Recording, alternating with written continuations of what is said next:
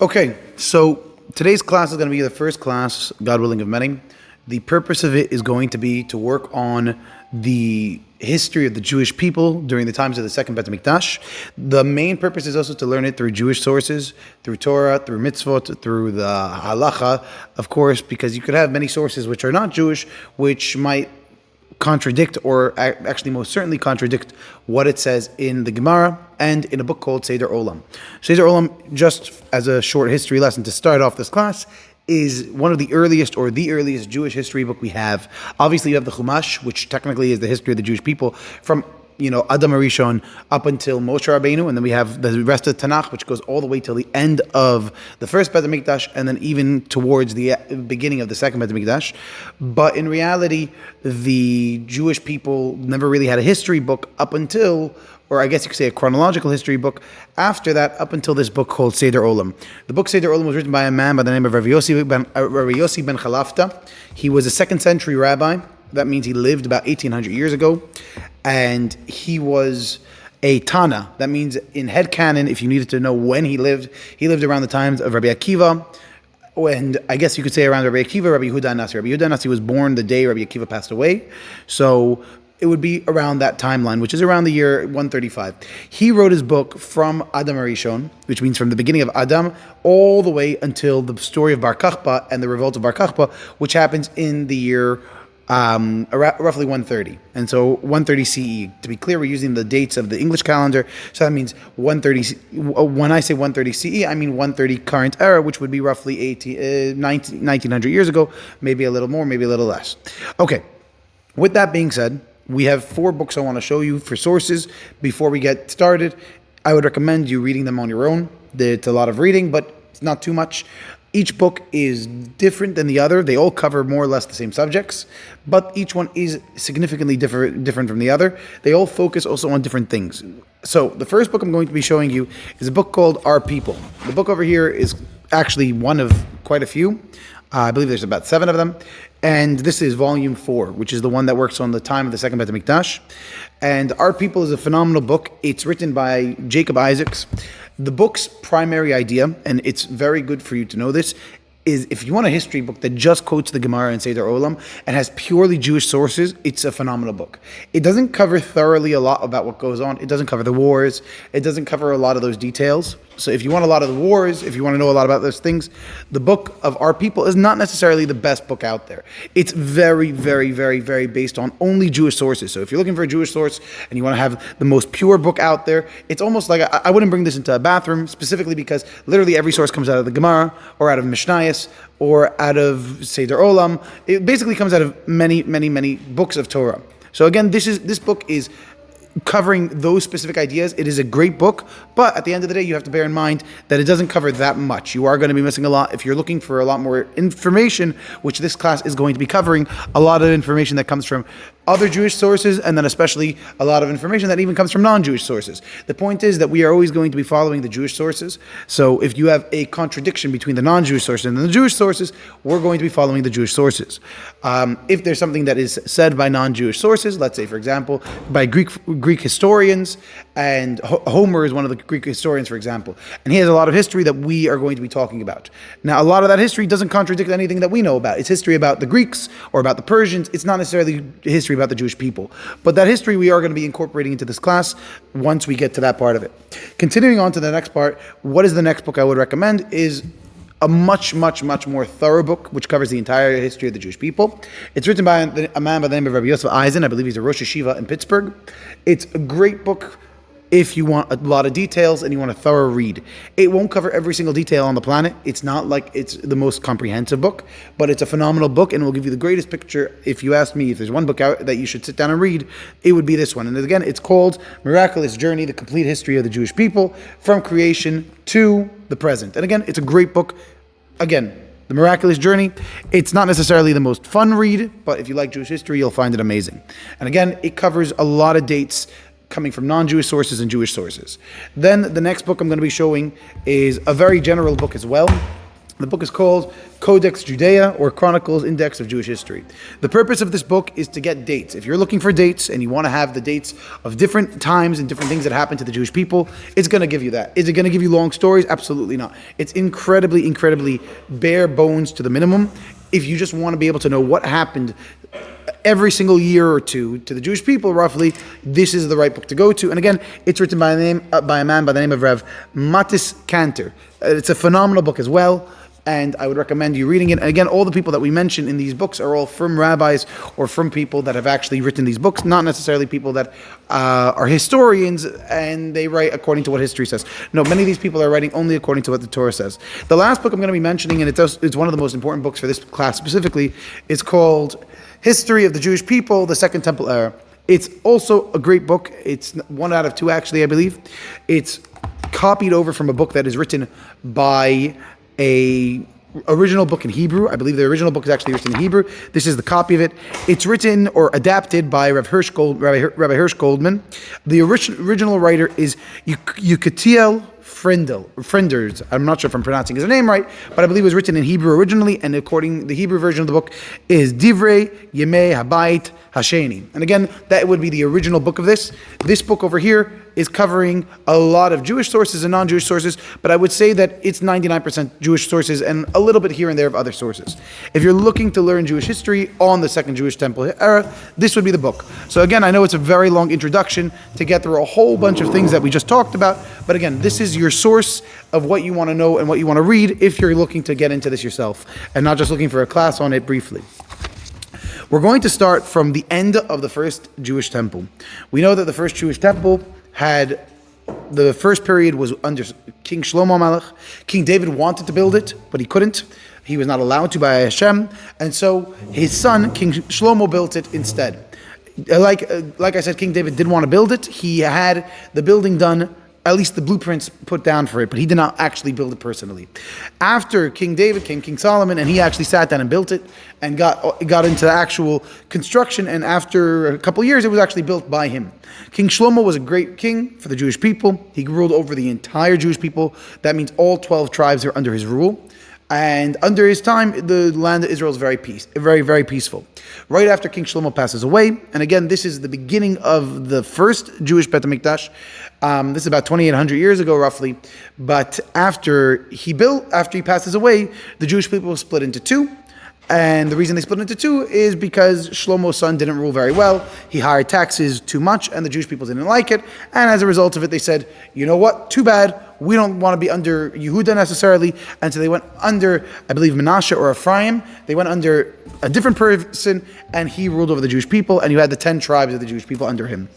Many years later, we're going to fast forward a long time later, the 10 tribes of the Jewish people get scattered all over the world by the Assyrian Empire, which would be one of the first big empires to exist. It was one of those first big behemoths of empires that conquered a uniquely large amount of land, not just like the immediate area of their country, but I mean a lot of land, multiple different countries. So you have an actual standing empire. And after the building of this empire, they came in, of course, one of the places they took was the land of Israel. They didn't take the entire thing. The king of the empire, again, this is the Assyrian Empire. The king of this empire was King Sancherib. The Hebrew name for him is Sancherib. I'm not sure the English one, to be honest with you. It's not the same Assyrians that later on in the story of Hanukkah come about. That's Syrians. This is Assyrians. These are the people that come way before the Syrians. Again, these are Syrians, and again, they're a completely different empire. They have nothing to do with each other. Those people, like you said, are much, much later on. Those people would be called the Seleucids. They came from the dynasty of Greek rulers. Coming back to the story, they scattered the 10 tribes around the world, mostly in North Africa, Asia, and maybe a little bit of Europe, but unlikely. After this happens, the Jewish people then go ahead and they survive the destruction entirely of the Jewish people, or the scattering of the Jewish people entirely. And the reason for that is, on the night of Pesach, 200,000 soldiers came to attack Yerushalayim, which was the kingdom of Yehuda, and Binyamin, and some Levim and Kohanim. And that night of Pesach, the Jewish people went to sleep. They had their seder, they ate their Kabban Pesach, and they were terrified because they knew that there were 200,000 soldiers outside ready to bombard and destroy the city. They woke up in the morning and they looked outside the wall and they saw 200,000 1,000 dead Assyrian soldiers. And what happened was God had sent an angel to kill them in the middle of the night, which was an incredible miracle that happened.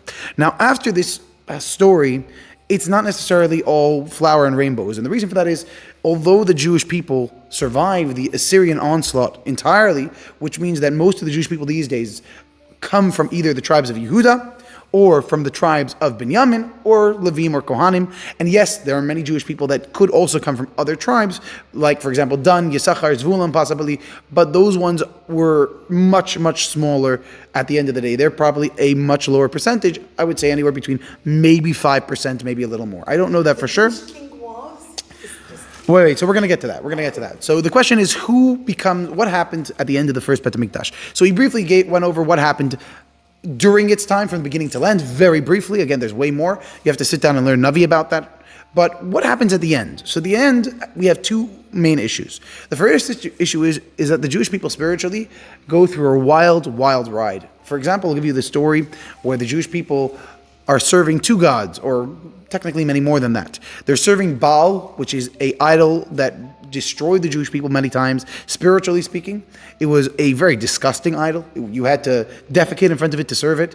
And there were other ways of serving these idols which were incredibly inappropriate. And the Jewish people served this idol together with the service of Hashem. That means they would serve the idol at night or in the morning, and they would serve Hashem at the other time. And again, they had this dual idea of serving Hashem and other gods. And you have to understand that this was not unique to the Jewish people. This was actually something that many people did. That many people would pray to many different gods. It was almost as if you had many different baseball teams and you just chose one team to pray to, but really there were many other ones, or you were a fan of one team.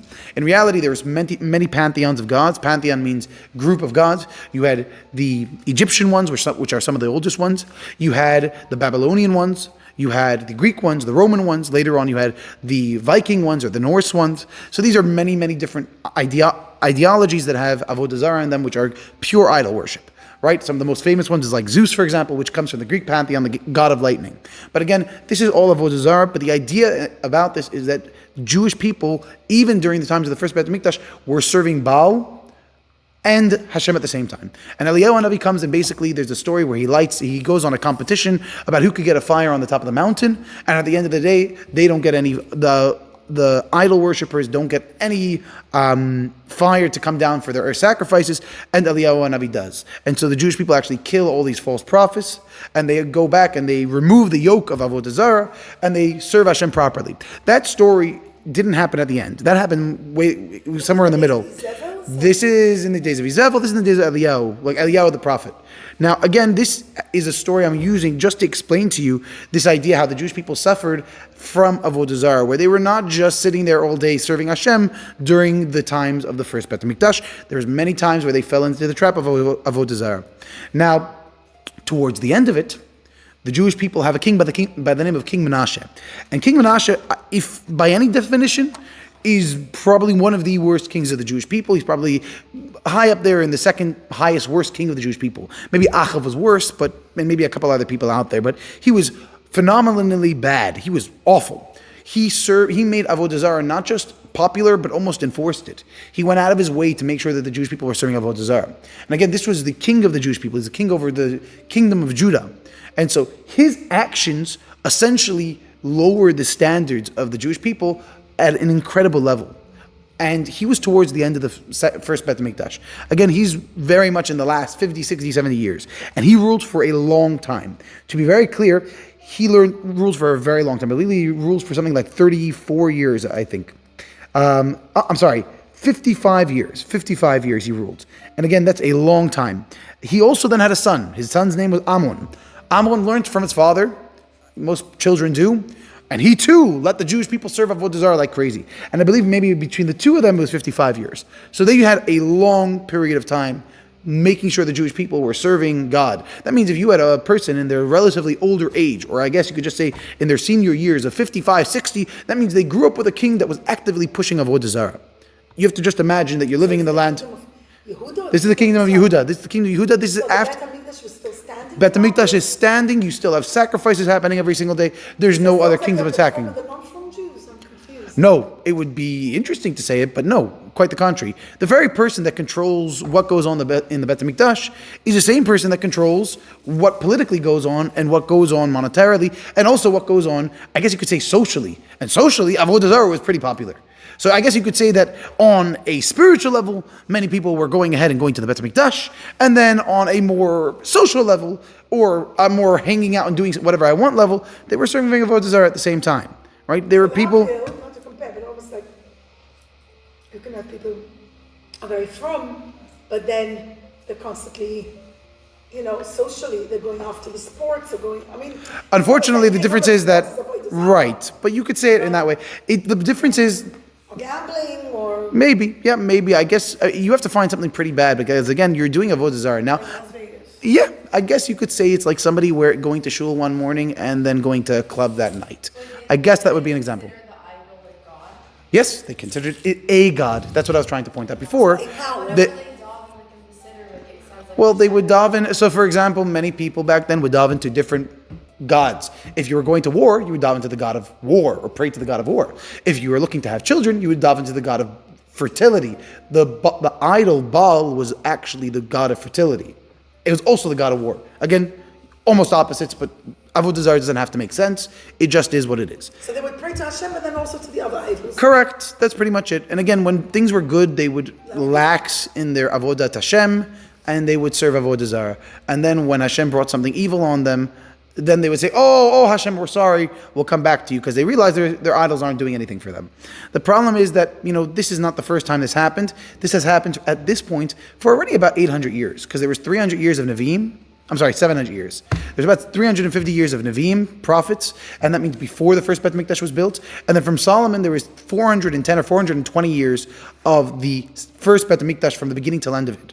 And within all that time, the Jewish people lapsed in their Avodat Hashem. They would be serving God one day and serving Avodah Zarah the other day. And I don't mean it literally.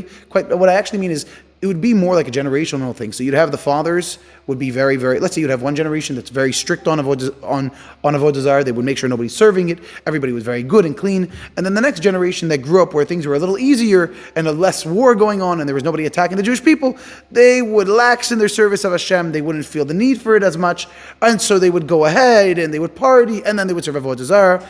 And then what would happen is Hashem would bring on a horrible nation. For example, the Pelishtim, the Moavim, the Assyrians even. They would attack them. The Jewish people would then do teshuvah, and Hashem usually sent a Navi. By the way that Hashem would communicate this all to us is He would send a Navi and say, guys, fix your actions. God said, get rid of your idol worship, like Eliyahu Navi, or for example, Devorah, and many other Nevi'im out there. There was many of them.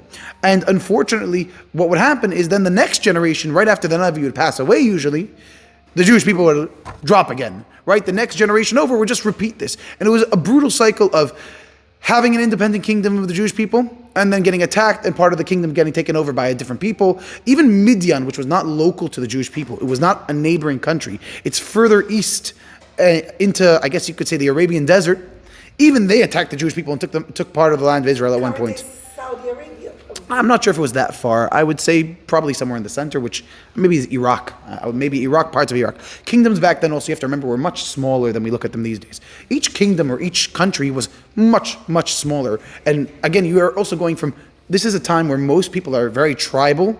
That means you don't have this idea of nationality or kingdom or country. By the way, you should know, just for history's sake, this idea of nationality and nationalism doesn't become a real thing up until Napoleon's time, which is in the 1800s. Before then, this idea of being patriotic and national, like being proud of your nation, wasn't such a strong idea in your average peasant's head. In your average peasant's head, don't die from disease, don't starve from starvation, don't freeze to death during the winter. That was usually their worries. Their worries were not so much about these other things. But again, with Napoleon, a lot of things changed. It was a pretty drastic change, both to Jewish life and to other life. And you're going to say, well, he lost the war. How can it be so drastic? And the answer is that Napoleon may have lost the physical battle, but most certainly culturally, he had a huge effect on people. And again, we're getting a little off track, so let's get back into what we were talking about before. Coming back to the Jewish people, you have two kings again, Menashe and his son, Ammon. Both of them destroy the Jewish people spiritually. Then Ammon has a son. Who's his son? He has a wonderful son. His name is Yeshayahu. And Yeshayahu HaMelech is a wonderful king. He was the grandson and son of two evil kings, and he got up and he said, no more of this. We're going to get rid of the idol worship. We're going to be strong spiritually and physically, and we're going to prosper, God willing. And they did. And the Jewish people did. Was a king. Why did I think he was a prophet? King Yeshayahu. No. Yeah, okay. Yeshayahu. Thank you. So he reigned for the exact years, by the way, of when he was king and when he ruled was the year 476 and 445. Okay? From 476 to 445. Now, to be clear, we need to remember, this is the first temple. This is BCE. That means whatever you're calculating, you want to take the current calendar that we're using. So that would be, let's say, 2025. So we know that we have 2025 years. And then you're going to add on top of that all the way 476 years. So you're going to plus that up because, again, that's how many years we're referring to before current era. And the way that we calculate this time for this class up until probably quite a few later classes, until really the end of the second Bait Hamikdash timeline, you're really dealing with BCE. And so your calendar goes down, not up. That means... So he ruled for about 30 years. King? Yeah, no, much less, no. Oh, sorry. Oh, yeah, sorry. Yeah, no. Yeshayahu reigns for a decent amount of time. Yeah, from 476 to 445. Again, so whatever the difference between 476 is and 445, that's the time. 29 years, I think. I believe so, yes. So again, if you want to know, by the way, in the Jewish calendar, that means in the dates that we use according to Torah, the year is 3,285 to the year 3,316. So yeah, I believe the year is actually 31, right? It's a little eeasier. It's much easier to calculate it according to the Jewish calendar because, again, when you're using BCE, it's a little bit complicating, but it's okay. Again, we're going to attempt to use both of them. Coming back to the next part, Yeshayahu has a big blunder, a massive blunder. It's a blunder that effectively results in the destruction of the second Beit Hamikdash. What happens? He spiritually and physically rebuilds the Jewish people as much as possible, but he says to the Egyptian kingdom, which you have to understand that Egypt was one out of the two big head honchos. If you would compare it, it would probably be something like Russia, maybe the USA almost, right? It was this big kingdom. Egypt was very powerful throughout history for multiple reasons. Strategically, it's in a pretty good area. It also doesn't rely on rain. It relies on the Nile, which basically means you have a steady industrial complex system of getting food instead of having to go through famines every few years because you don't have rain, which happened throughout the non-Jewish world and Jewish world and throughout history. But the Nile Delta and the Nile River in general gave you water mostly throughout the years. Now, by the way, you should know that it also happened that there were droughts, but it was a lot less prone to happen, let's just say, compared to having a drought. Now, on top of all this, Egypt strategically is located in a very good place. As far as trade is concerned, it's on the northeast African side, all the way in the corner. It's also on the Asian side, and it also has a clear path to European trade. So if you want to get money and you want to make a kingdom, it's a pretty good place to do it. Fine. Okay, so we understand they're a powerful kingdom. Who cares, right? Problem is that they wanted to go fight with the Assyrian Empire. They wanted to go fight in North Israel, right? That would be, I guess you could say, modern-day Damascus. So they wanted to go fight there, right? And so the king, whose name was Paro Nocho, requested, please let me move my troops through the land of Israel. And he said, I don't want to fight you guys. I'm just here to strategically get my guys from point A to point B, and you're in the middle. And we don't want to touch you. We have no beef with you. Fine. There's a pasuk in Torah, though. And the pasuk in Torah says that when the Jewish people are settling in the land of Israel and following the ways of Hashem, no other foreign army will cross your borders. That means no foreign army will move through your land. Now, Yeshayahu HaMelech was an incredibly great king, but maybe a little too idealistic because he looked at the rest of the Jewish people around him as perfection, which not necessarily were they. And so this pasuk didn't truly apply because not everybody was following in the ways of Hashem still. There were many people that were, but there were some that were still used to the ways they were years earlier when they were under the other kings who were much more evil. And as a result of this, he said, no, absolutely not. We'll fight you to not allow you in our land. That's how adamant he was on not allowing another kingdom to pass through his land, specifically Egypt in this situation. And unfortunately, he goes to war with Paro Nocho, and he gets killed in battle. And the problem is that once he dies, everything he tried to accomplish kind of gets flushed down the toilet a little bit. Because you do have to remember that ingrained in the Jewish people was Avodah Zarah. And the wanting for Avodah Zarah was incredibly difficult to understand. And we have a story to show this. There is a story in the Gemara later on. I believe it's Rabbi Meir, who says, I can't understand King Menashe. That's the king that made the Jewish people serve Avodah Zarah. He's the one that's kind of started this snowball effect. And he says, I couldn't understand. How can you be so evil to cause the Jewish people to suffer so much and to make them all serve Avodah Zarah? And that night, Rav Meir, who lived, by the way, in the 2nd century, that means he lived like many, many years later, almost 600 years later, he basically says to him, he comes to him in a dream and he says, excuse me, if you were alive during my time, during the time of the first Bait Hamikdash, your desire to serve idol worship would have been so great that you would have picked up your robe so that you don't trip over it, and you would have ran and bolted toward Avodah Zarah. In other words, you would have failed just as much as I did. So don't start claiming you know where I was, because you didn't live in my timeline. And that point is going to become very important to a later class. So just remember, at the time, the desire to serve idols was super strong, not just for the Jewish people, but even it seems for many of the nations. That this idea of idol worship was a very strong desire that Hashem put into our Yetzer Haras, into the evil inclination, which made it that not just, people were not looking to watch movies, people were looking to serve idols, and people were looking to make idols and make them a part of their lives. Fine. So Yeshayahu passes away. Again, he passes away in the year 445 BCE, 445 BCE, or 3,316. Okay? That's when he passes away. What happens after him? Everything goes downhill. His son becomes king, and Yeshayahu's son was Yehoyacham. Yehoyacham was not necessarily bad, but he only reigned for 3 months. He was only king for 3 months. Did the Egyptian king take over Egypt? Of course. Yes. Absolutely. Egypt becomes like his vassal? A vassal state, yeah. Egypt. Okay, so they have to pay taxes to him? Taxes and everything, yeah. But that's the run of the go. You conquer another kingdom, you didn't just kill them out. It wasn't World War I or World War II. You were eradicated entire populations necessarily. People would just become the vassals to them. They wouldn't kill off the entire thing. They would kill off the army and then generally make a lot of the people slaves. But they didn't really want to, you didn't want to destroy society.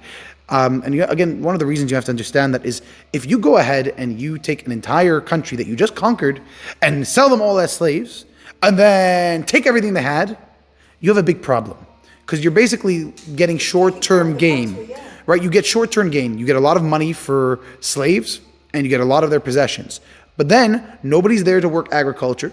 Nobody's there to build up this land you have, and on top of all of that, nobody's paying you taxes, which is the most important word in history in general. Taxes is very important. It's literally the reason that the Jewish people split into 2 kingdoms. It was over the dumb argument of taxes.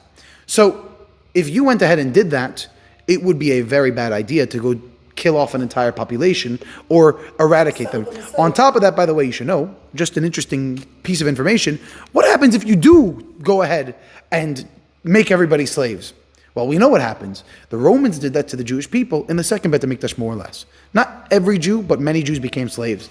And what the Romans did was destroy their economy.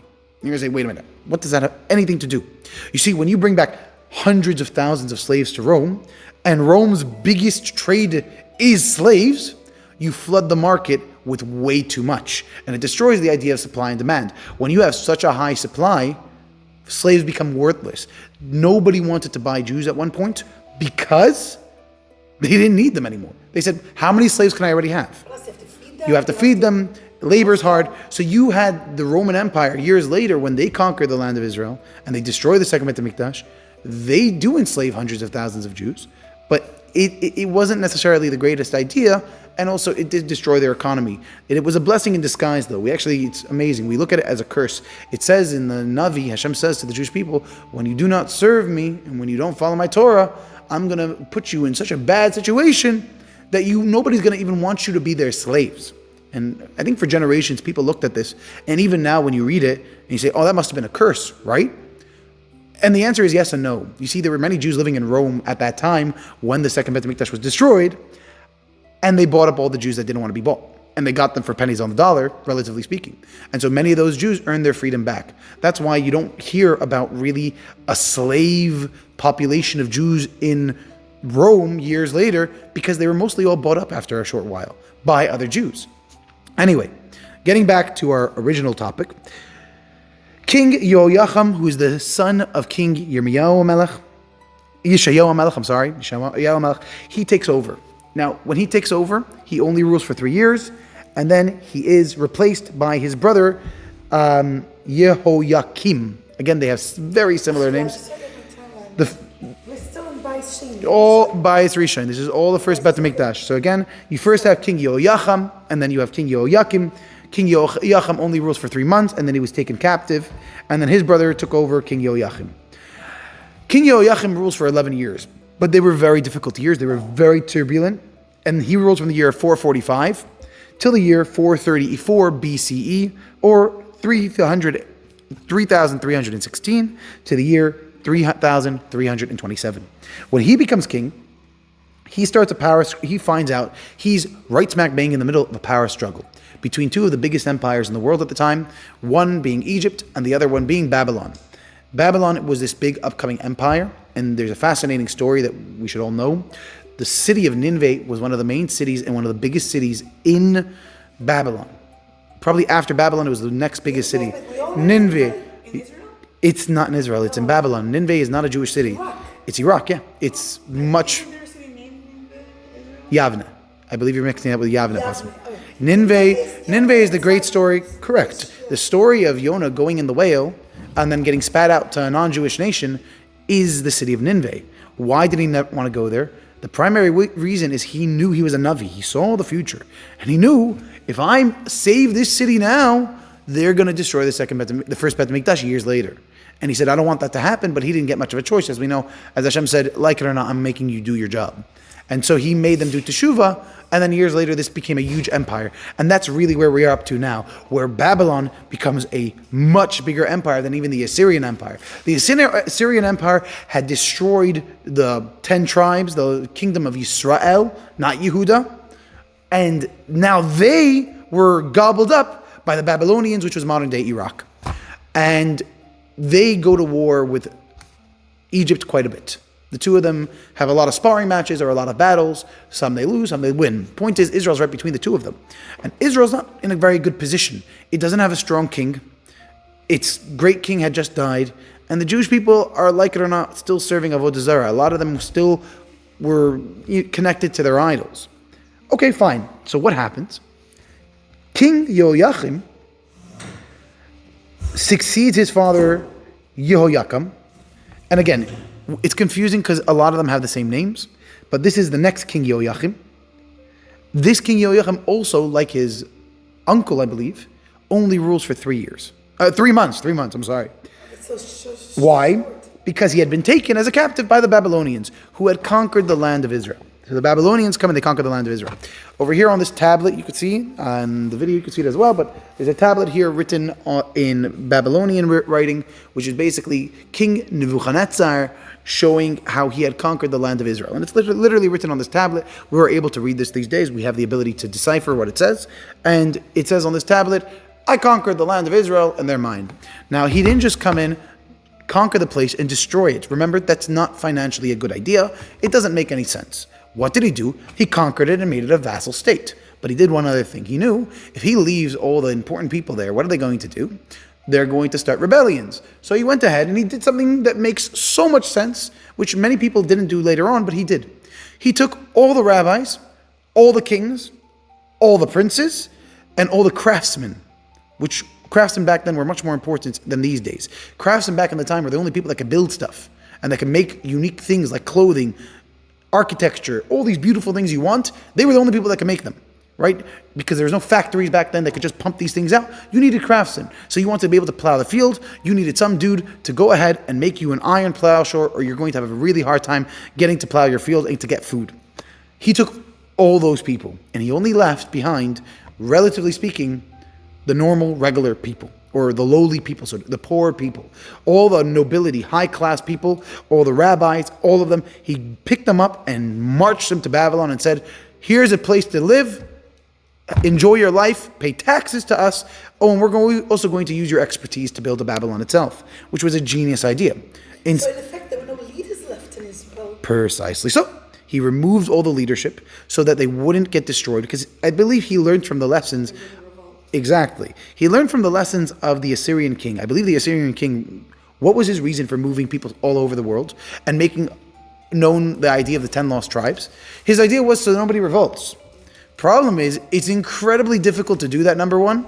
To move entire populations is very difficult. Many of the men, women, and children are going to die on the way. They're not going to be acclimated to the environment that they're living in or to the people that they're living around. And as a result of this, it wasn't financially always the most stable thing, and it was also a lot of labor to move entire populations.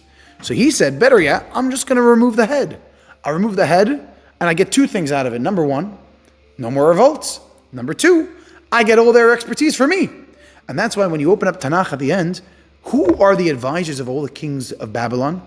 Daniel, Mishael, Azariah, Hananiah. Wait a minute, why are they all advisors of kings?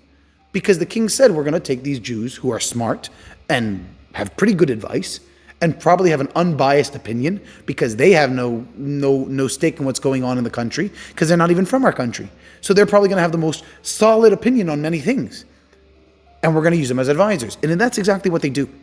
Right? Daniel and all these people become advisors to all these kings. Now we're going to talk about them in a few minutes. But before we continue on to what happened there, we talk about what happened to the first Beit Hamikdash itself. Unfortunately, the Jewish people do revolt. They revolt about even afterwards. Yep, the lowly people are left behind. And now, by the way, who becomes king then? Who's ruling them then? So King Yoachim had an uncle. His name was Tzidkiyahu HaMelech, very famous king. He was the last king of Yehuda in the land of Israel. King Tzidkiyahu HaMelech reigned for 11 years. So 11 years he was king. That means there was 11 long years that the Jewish people were under Babylonian rule. Right? That was a long time. All the people, it was not, again, yeah, there were still relatively a lot of people that were unique, and a lot of Nevi'im, for example, but again, a massive amount of the people that were spiritually, physically, mentally, and artisanally needed were taken away. Now Yirmiyahu was the Navi at the time. So again, we have two names. Tzidkiyahu, Yirmiyahu. They sound similar, different people. Tzidkiyahu is king, Yirmiyahu is the prophet of Jerusalem. And Yirmiyahu is sitting there and says, God gave you a second chance, people. Move it. Get rid of your idols. You're going to die. You're going to lose this battle. You're going to get the first Beit Hamikdash destroyed, and you're going to lose the land of Israel. And he says this to the Jewish people for 11 years, or more for 9 years, as we're about to find out why. He says this to them, and he says, please, I'm begging of you, do teshuvah. And the Jewish people basically ignore him for one reason or another. One of the reasons were there were some false prophets in the land of Israel saying, no, don't worry about it. Hashem loves you. Look, you're not destroyed. If you were going to be destroyed, it would have happened by now because the Babylonians already took us over. We already lost the wars to them. And look, they didn't destroy us, so what can be worried about us? And unfortunately, that was absolutely wrong. Again, Yirmiyahu was the true Navi, and whatever he said took place. What happened? He had a student under him. His name was Yecheskel. And Yirmiyahu was basically knew that Yecheskel would take over the idea of the Jewish people into exile. He was the next prophet that would be in charge of the Jewish people once they entered into the exile. So Yirmiyahu understood that he's probably not going to be successful, unfortunately. It seems like, okay, we're fighting a lost battle here. And so, in the 9th year of King Tzidkiyahu HaMelech's battle, King Tzidkiyahu HaMelech's reign, if you want to call it that, the Babylonians come back and they're like, hi, we're still here. We still rule the world. You thought you could be All this time the Jews were paying taxes to the Babylonians? They revolted. Sorry. They revolted under him. By them not paying the taxes, kind of. Yep, and basically getting rid of the garrison of soldiers that were there, because they used to leave soldiers. Into the Babylonian rule, did they revolt? 9 years. Oh, no, I'm sorry. It seems to be a short time. I think 3 years. It doesn't say it here. I do apologize. I will look that up for you. Oh, no. Yeah. I believe it was in the 3rd year. So I think there's a few years that he was subservient to Babylon, and then after that, they revolted. They had some years of independence, you could call it, and then Babylon came back. And this time when Babylon came back, they came back with a much bigger army. and they were pretty mad also, because you have to understand that they weren't, they did some pretty bad things to the Jewish people, but they were relatively tame with their conquest of Israel compared to other kings. But this time they weren't. And this time they were brutal like you can't imagine. The first thing was that they started a 2-year-long siege. Now, again, you have to imagine 2 years of being trapped in a city with thousands of people or millions of people with disease and starvation. And the guys outside are sitting there basically saying, we're going to wait this out until you guys either come out or we kill you all, or we get all of you out of the city. Did they have sources of water? There was water, because I believe of the channels of David, but there was no food. Right, There was those tunnels right. So there was water. That was their way of getting water. There was water. That was actually, we're going to learn about that. That was made also for an escape route. And there was no water, though. Yeah, like we said, no water, unfortunately. I'm sorry, no food. Food went out pretty quickly, and people really started starving. People were eating whatever they could imagine. You could imagine rats, bugs, the most, according to some people, cannibalism. There was some really awful stuff going on within the city. And the entire time, the Babylonians were besieging the city. Eventually, they break... Oh, one more side detail.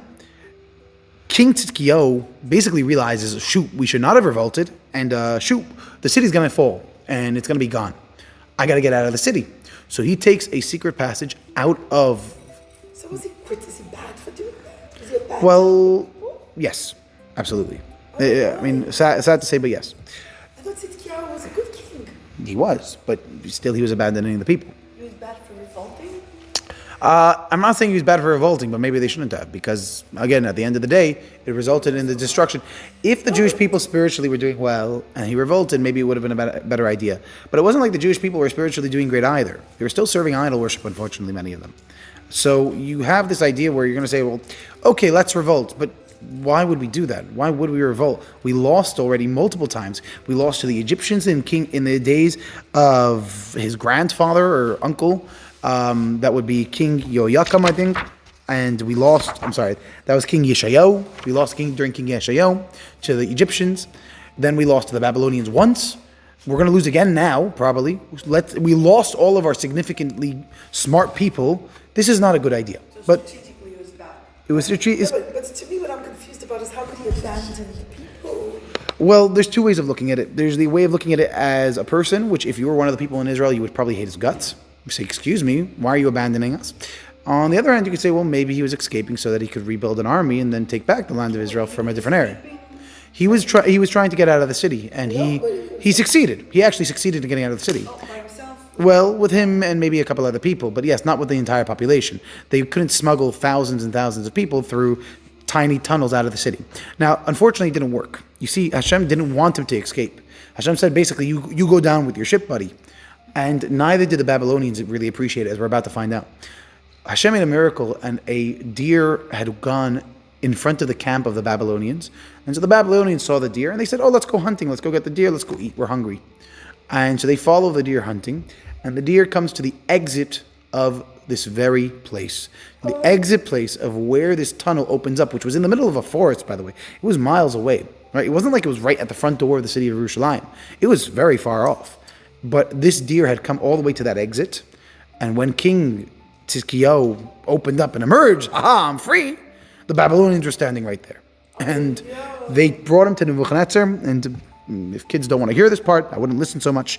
The first thing they did is right before blinding him, they took his children and they killed all his children in front of him.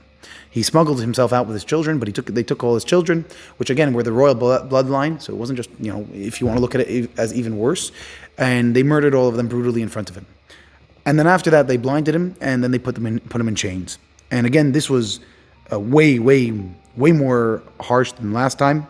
And eventually, he breaks into the city. At first, he breaks in on, I believe it was the 10th of Tammuz. I don't think it was the 17th.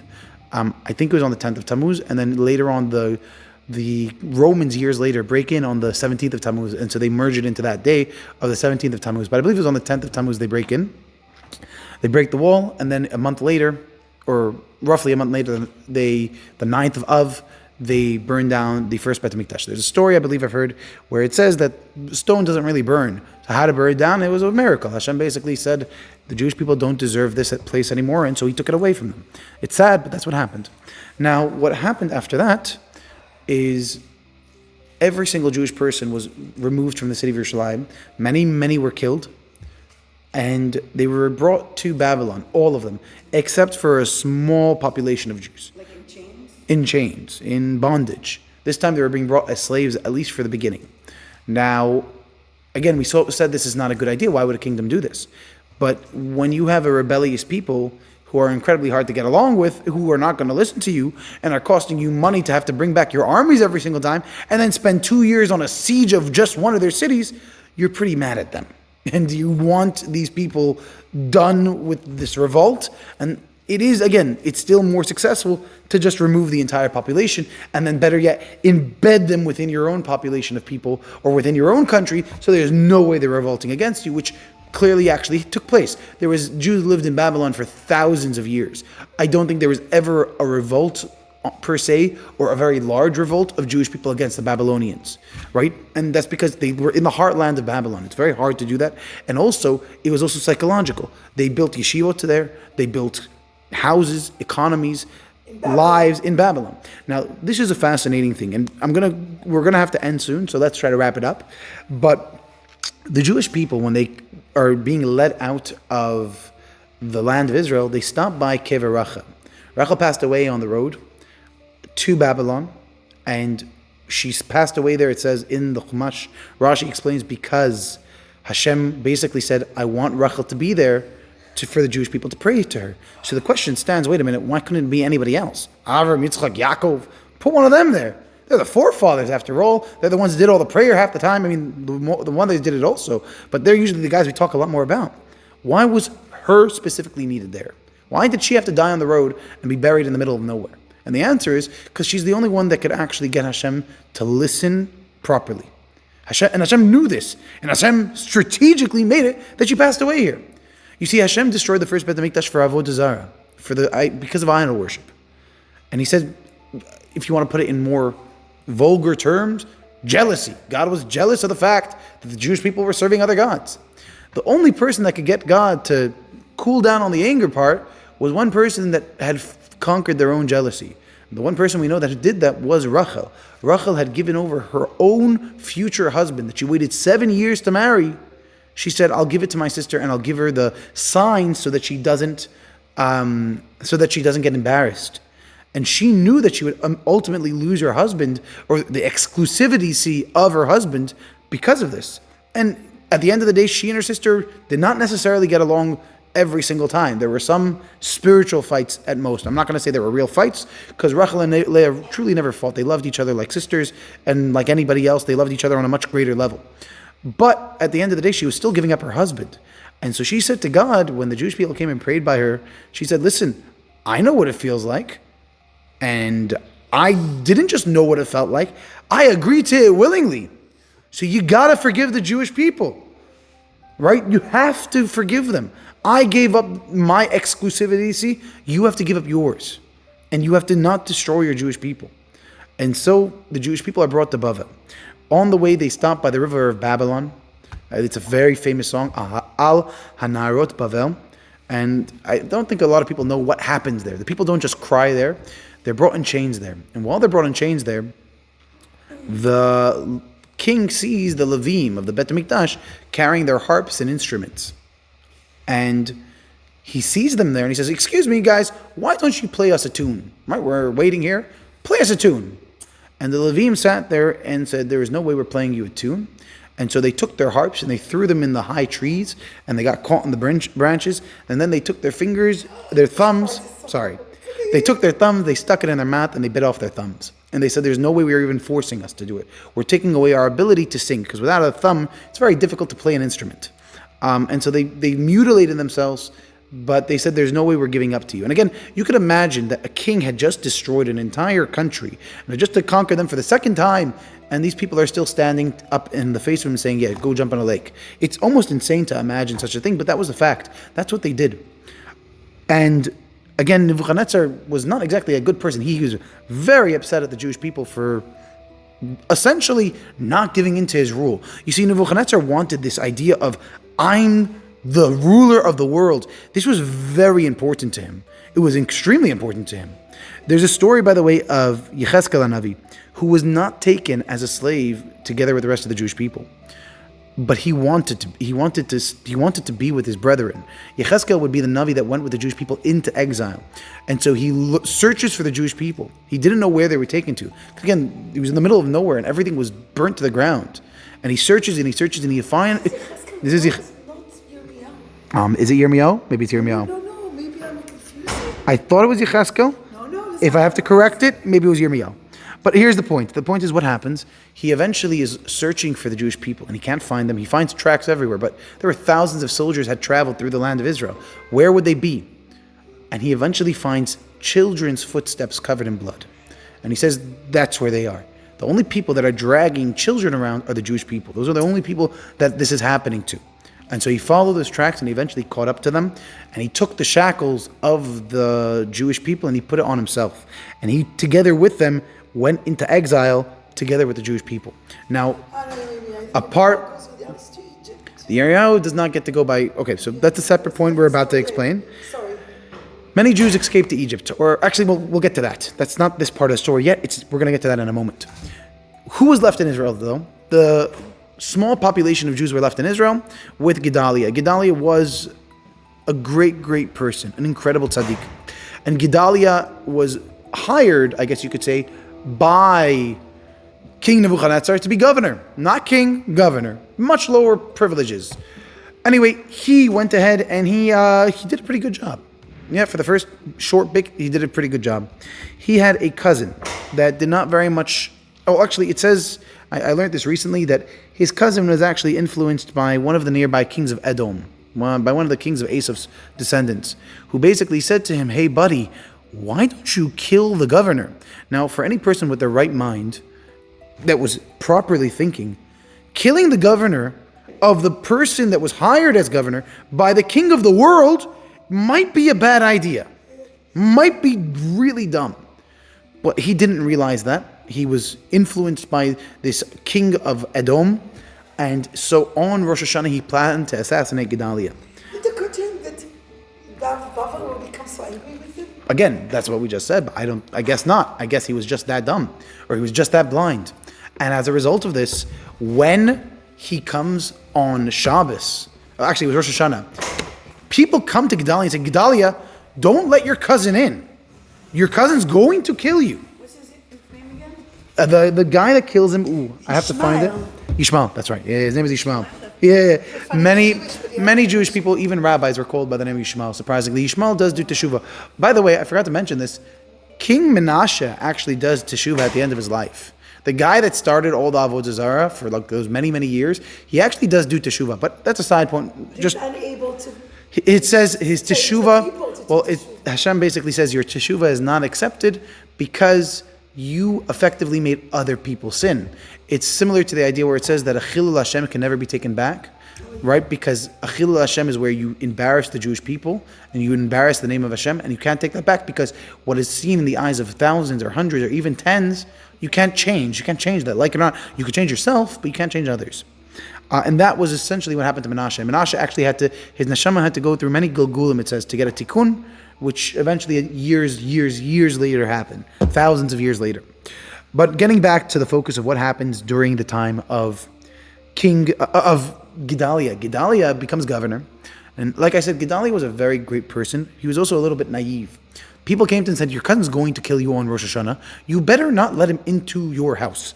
And he says, no, my cousin's so nice. Why would my cousin ever want to hurt me? Chas v'shalom. And so what does he do?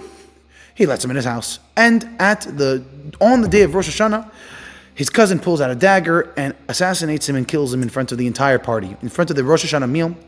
And they eventually capture him, but by the time the king of Babylon finds out, which is Nebuchadnezzar, he's pretty mad and he says, okay, these Jewish people are nuts.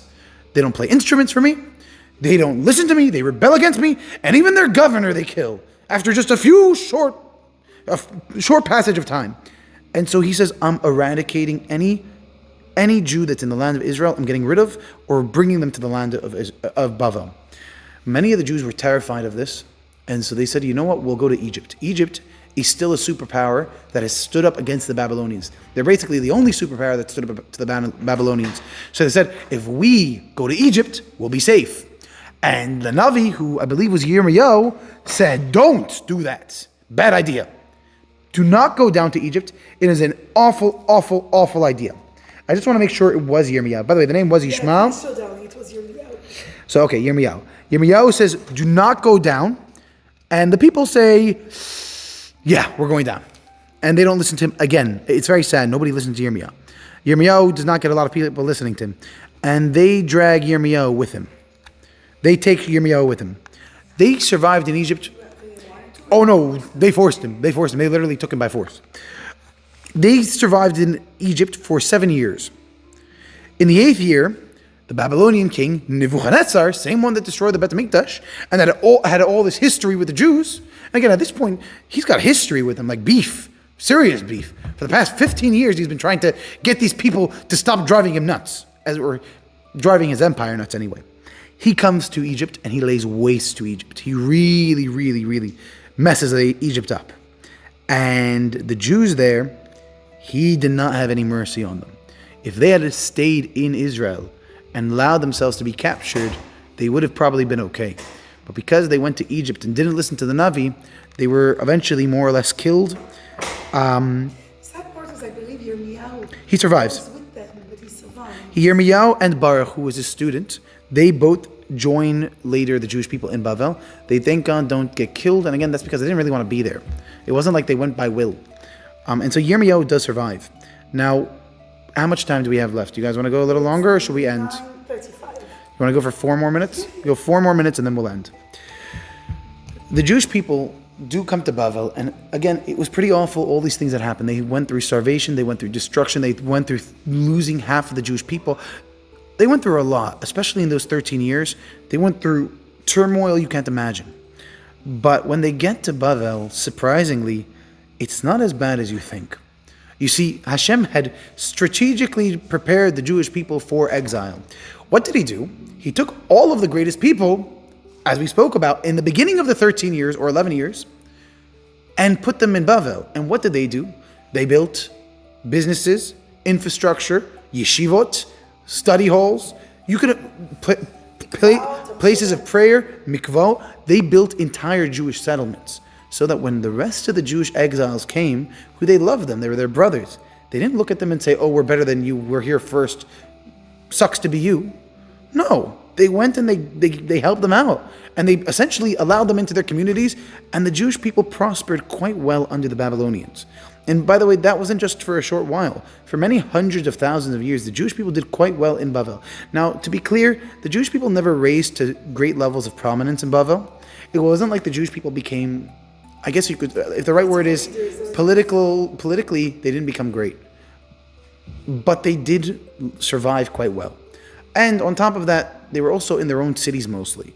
It wasn't like you had, a city, let's say like New York, where you have 1 million Jews scattered amongst 9 million, or Manhattan, let's say, you could have 100 million, 8 million people, and probably, let's say, 500,000 of them or 250,000 of them are Jews. No, they lived in separate cities. They lived in very separate cities, it seems. It doesn't seem like Jews were living in the city of Babylon. They were sitting in 1945, 48 actually. Jews lived in their own cities. But Jews thrived in Bavel.